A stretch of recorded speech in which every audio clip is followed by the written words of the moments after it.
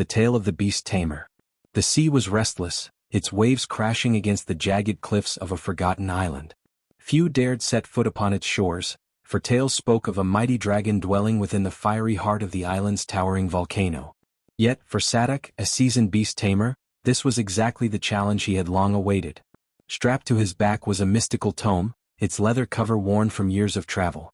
Within its enchanted pages were the creatures he had tamed, a fearsome dire wolf, a swift sky serpent, and a great bear imbued with strength beyond measure.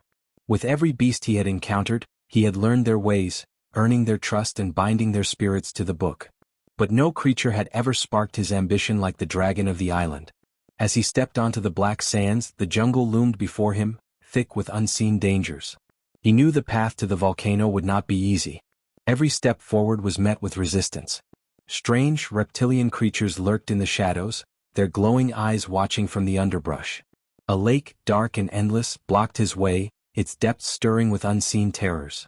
Calling upon his sky serpent, Sadak took to the air, soaring across the lake before descending into the dense jungle beyond. He pressed onward, the ground beneath him growing hotter as he neared the volcano's base. Towering cliffs jutted into the sky, their surfaces too steep to climb unaided. With a whispered command, his great bear emerged from the tome, its mighty claws carving handholds into the rock as Sadak scaled higher and higher. The closer he came to the peak, the more the air crackled with the presence of something ancient, something powerful. At last he reached the summit, gazing into the molten depths of the volcano's crater.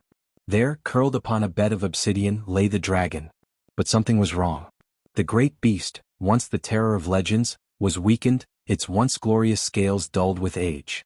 It lifted its head as Sadak approached, its golden eyes filled with sorrow. And beside it, barely larger than a hound, was a newborn dragon, its scales shimmering like liquid fire. Sadak hesitated, realization dawning upon him. The dragon was dying. The great beast let out a soft growl, one that spoke of exhaustion and a mother's final moments. It had no strength left to protect its child. The newborn dragon clung to its mother, but it would not survive on its own. Sadak, who had spent his life taming creatures, understood what was being asked of him. With a heavy heart, he knelt before the mighty dragon, placing a hand upon its brow. No words were needed. A silent understanding passed between them. As the mother exhaled her last breath, the volcano rumbled as if mourning its guardian. Sadak took the hatchling in his arms, cradling it gently. It chirped, pressing its warm body against him, trusting him as its mother had. And so, he stayed on the island, raising the young dragon, feeding it, training it, and teaching it the ways of the world. Years passed, and the tiny hatchling grew into a magnificent beast.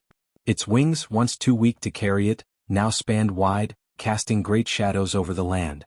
Its fire burned bright, a force to be reckoned with.